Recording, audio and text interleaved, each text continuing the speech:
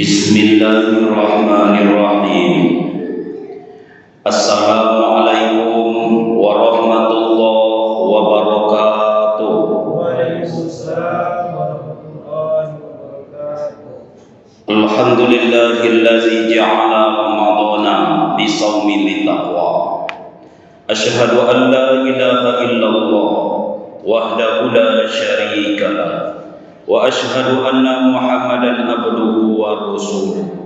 Allahumma shalli ala Muhammadin wa ala alihi wa sahbihi ajma'in, amma ba'du. Bapak dan Ibu jamaah salat zuhur Masjid Fatimah yang kami muliakan, dan semoga seluruh kita yang berhadir saat ini dimuliakan oleh Allah Subhanahu wa taala. Man roha ilal masjidil jamaati fa hudwatun tamhu sayyi'atan wa hudwatun taktubu lahu hasanatan wa tarfa'ud darajatan. Siapa yang melangkahkan kakinya menuju masjid, niatnya ingin melakukan salat fardu secara berjamaah, maka setiap langkah yang diayunkannya itu menghapuskan satu dosanya. Langkah yang kedua, ditulislah untuknya satu pahala. Dan langkah yang ketiga, mengangkat satu derajat.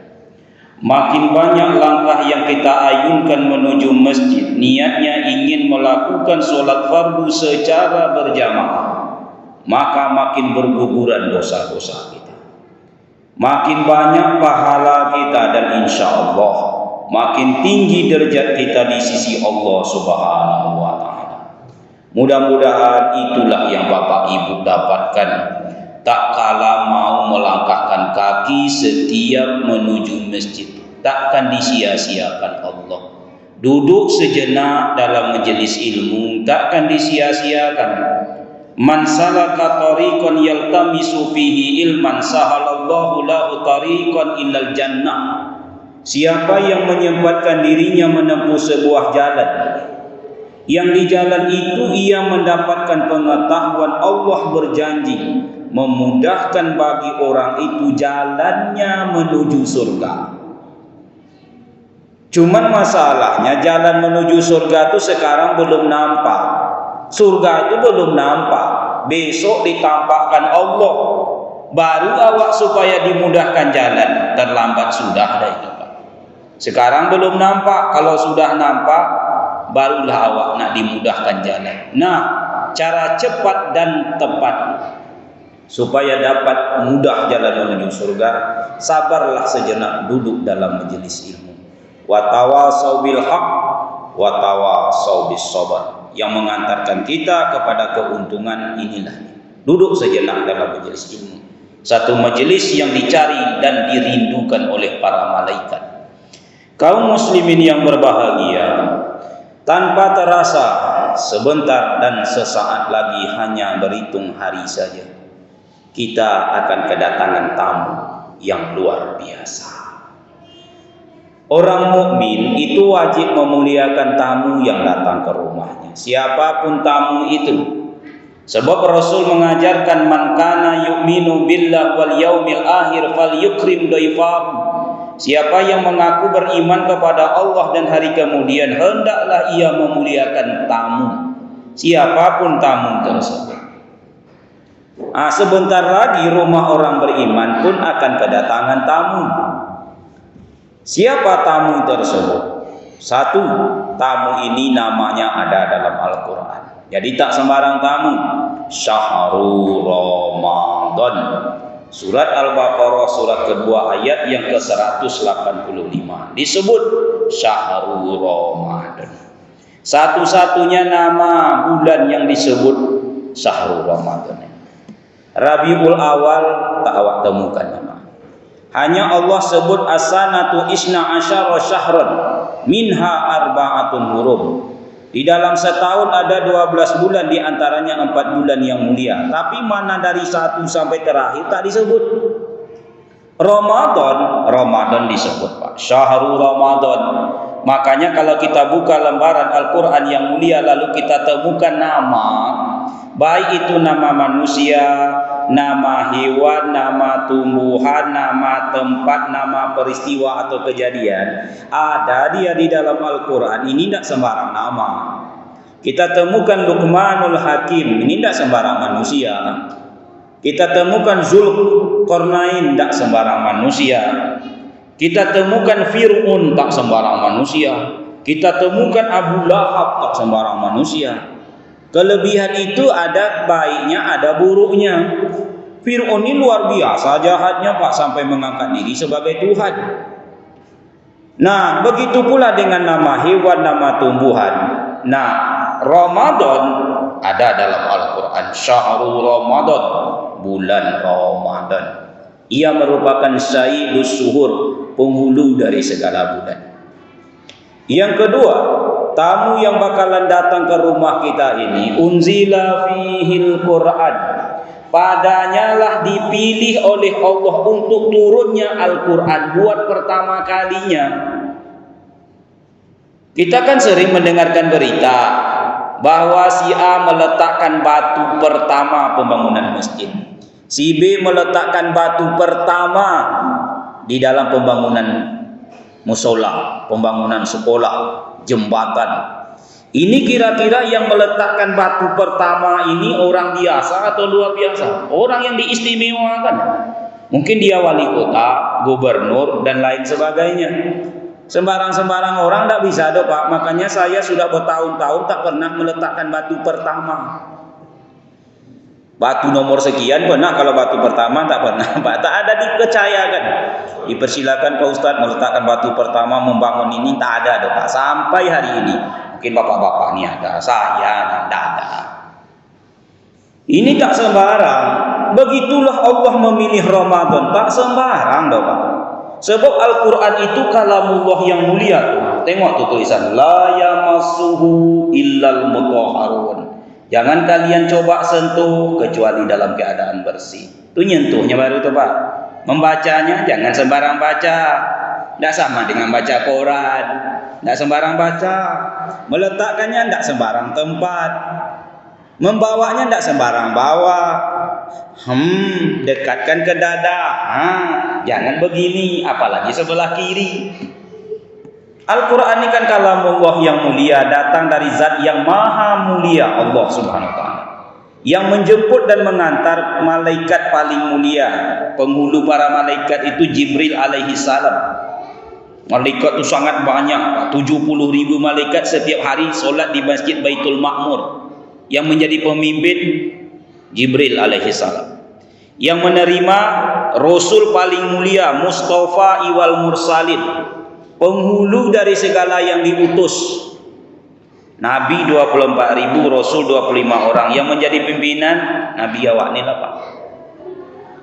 Diturunkan di kota yang sangat mulia, penghulu segala kota, Mekah al-Mukarramah.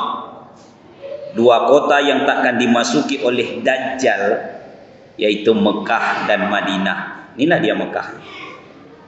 Maka dipilihlah waktu yang mulia. Inilah dia Ramadan, yang langkahnya sudah terdengar, aromanya sudah tercium, sehingga ada orang mengatakanlah rasu-rasu puasu. Inilah dia Ramadan, syahrul Ramadan allazi unzila fihil Quran, untuk pertama kali. Yang ketiga, tamu yang bakalan datang ke rumah kita ini, ada satu malam lebih baik dari 1000 bulan. Itu tak ada di bulan lain dan tak usah capek untuk mencarinya. Wah, cari di bulan ini tak jumpa loh Pak. Di bulan Rabiul Awal Pak Ustaz tak ada, Syawal sudah kelewat. Dia ada cuman di bulan Ramadan. Lailatul Qadar itu terjadi di bulan Ramadan. Khairum min alfi syahri, kata Allah. Lebih baik dari 1000 bulan.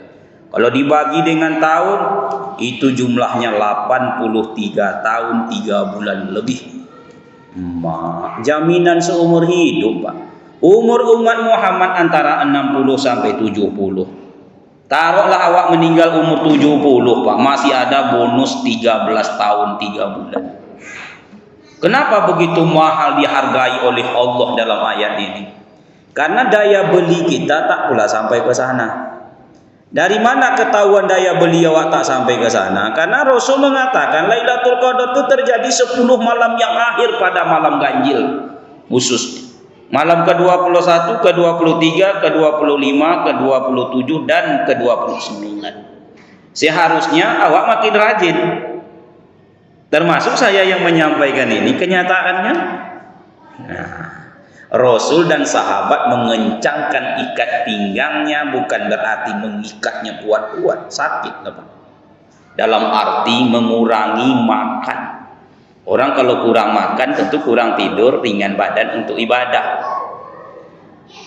Nah, tapi kalau awak secara umum yang sudah-sudahlah yang akan datang ininya itu rajinnya Pak 10 hari pertama. Oh, Pak penuh masjid dan musola. Sampai ke beranda, bahkan ada musola disambung tenda. Saking membludak. Tempat yang tak pernah ditempati pun ditempati. Imam bergeser ke depan. Risau panitia, mak gimana nih? Tak usah risau Pak, sabarlah. 5 malam sabar. InsyaAllah malam ke-6 tinggal separuh. 10 malam terakhir ada masjid tinggal panitia Ramadan. Yang pendatang sudah pada pulang karena mereka hanya ikut peresmiannya saja. Yang bertahan penduduk asli masjid, rajin sebelum Ramadan, bertahan sesudah Ramadan, itu orang penduduk asli. Selebihnya walaupun rumahnya dekat ke masjid tetap dianggap pendatang karena dia datangnya cuma sekali setahun. Bapak Ibu yang berbahagia, nah 7 hari terakhir malam ke-20 itu biasanya Bapak Ibu maaf ini tinggal yang top misalnya. Top bukan karena hebatnya Pak, top itu kependekan tuwo ompong pangan tua. Lah tuwo atu lah nenek uwa lah menggeletek jalan. Kemana wak kamu saja? Nah itu nan kan banyak. Ada musola di sebuah komplek, tak usah disebutkan namanya. 5 hari terakhir isinya cuma 3. 3 bukan 3 orang, 3 itu Pak, 1 imam, 2 speaker kiri kanan, kosong. Mana ibu-ibu yang tadinya sangat banyak berhimpit bersama anak dan suami ke masjid, hari-hari pertamanya mak kayak masuk surga semuanya Pak. Alhamdulillah lah sibuk membuat kue 5 lemari. Dari kue yang paling kecil tak bisa jari memegang, harus pakai sendok namanya kacang-kacang. Sampai kue yang paling besar tak bisa langsung disantap, harus dipotong kecil-kecil namanya kue godang. Sibuk. Kok banyak famili Pak Ustadz, kurang dari kampung. Mana bapak-bapak sesuai kontrak kerja dengan istri, Bang, kalau saya nanti bikin kue tolong saya pasangkan gorden pintu sehingga suami bertukang tengah malam geluntang. Ustaz kok tahu? Saya tinggal di Perumnas Pak, rumah ndak lunas. Lewat gang masuk gang terdengar orang bertukang gelumpang. Saya yakin masang gorden pintu tuh Pak. Waktu Lailatul Qadar turun, orangnya sudah tak ada. Tidak ada yang membeli, itu maksudnya. Maka wajarlah Allah takkan sia-sia menjualnya selama sebesar 83 tahun 3 bulan keberkahan. Tapi yang sudah-sudah nih Pak, yang akan datang ini, Ramadan akan datang, jangan awak tertipu. Saya berpesan kepada ibu dan bapak, kalau nak pasang gorden pintu, sekarang pasang. Begitu malam pertama itu pasang sesaldonya Pak. Nanti 10 malam terakhir tak ada bikin kue lagi. Kuenya sudah dikunci dalam lemari, sudah dihandiplas, kuncinya campak ke dalam somah tuh Pak. Kalau takut, kalau dia ambil lawan ke kue itu, besok bungka pakai linggis semalam lahnya. Kadang muak orang kikik-kikik tuh Bapak Ibu. Takut capek habis Pak Ustaz, makanya awak ambil buat kue. Kan ada tuh. Buatlah, rugi awak. Lailatul Qadar terjadi 10 malam yang akhir. Kita sampaikan hadis ini lagi Pak ya, biar tuntas ini. 3. Yang keempat, iza jaa ramadhana futihat abwabul jannah, dibuka pintu surga. Coba hebatnya hadis sahih ini. Datang Ramadan maghrib Senin besok, Allahu akbar. Maghrib nih Pak, maghrib Senin besok itu buka pintu surga. Tak lama, sebulan. Tutupnya kapan? Takbiran besok. Allahu Akbar. Kalau nak dibuka, tak bisa lagi Syawal dah Pak. Muharram jangan diharap. Tunggu setahun lagi Pak. Sebulan cumanya Pak dibuka pintu surga, mendaftarlah. Wa ghuliqat abwabun niran, ditutup pintu neraka. Begitu datang besok Ramadan, tutup pintu neraka. Kalau begitu, apa Pak Ustaz hikmahnya? Pertama, pintu surga itu dibuka cuma sebulan. Kalau pintu neraka ditutup dibuka seboleh bulan. Pintu surga dibuka cuma sebulan ya Pak. Pintu neraka seboleh bulan. Kenapa tidak imbang? Karena yang masuk surga dengan neraka memang tidak imbang. Masuk surga pengene ulang. Itu pun ogah-ogahan masuk. Tidak banyak dah Pak. Dari 100 orang mungkin surang. 200 orang duduk. Jadi tak perlu lama-lama dibuka. Tapi kalau membuka pintu neraka seboleh bulan, boduyun-duyun Pak, banyak orang.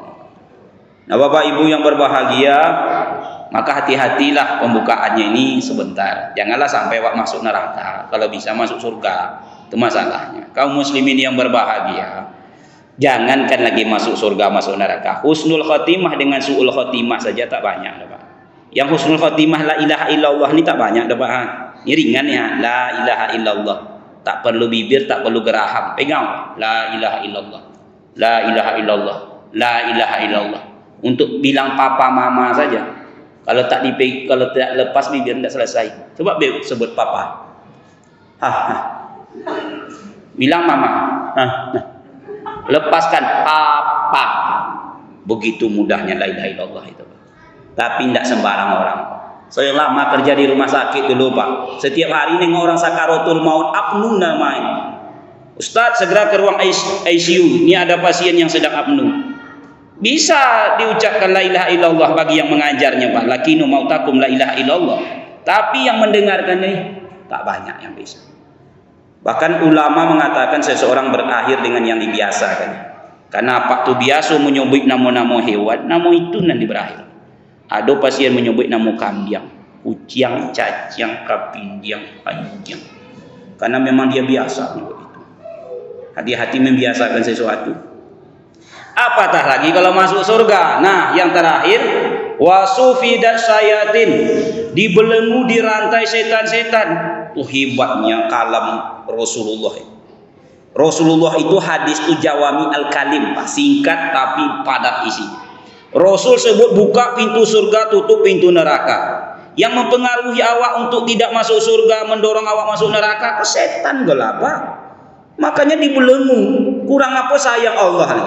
Dengan Ramadan tuh kau bebaskan kalian beribadah. Kau yang mempengaruhi kalian pun kau rantai. Tidak usah takut.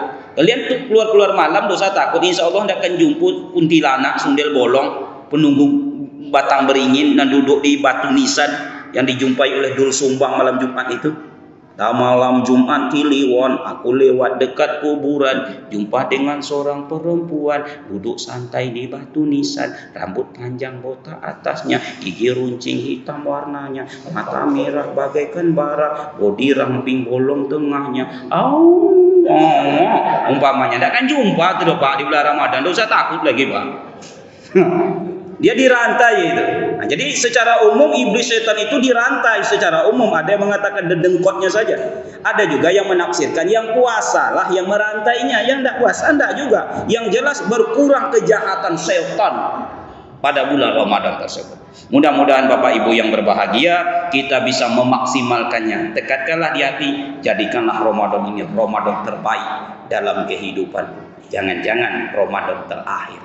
Mudah-mudahan ada manfaat, lebih dan kurang mohon maaf. Subhanaka Allahumma wa bihamdika asyhadu an la ilaha illa anta astaghfiruka wa atubu ilaik. Assalamualaikum warahmatullahi wabarakatuh.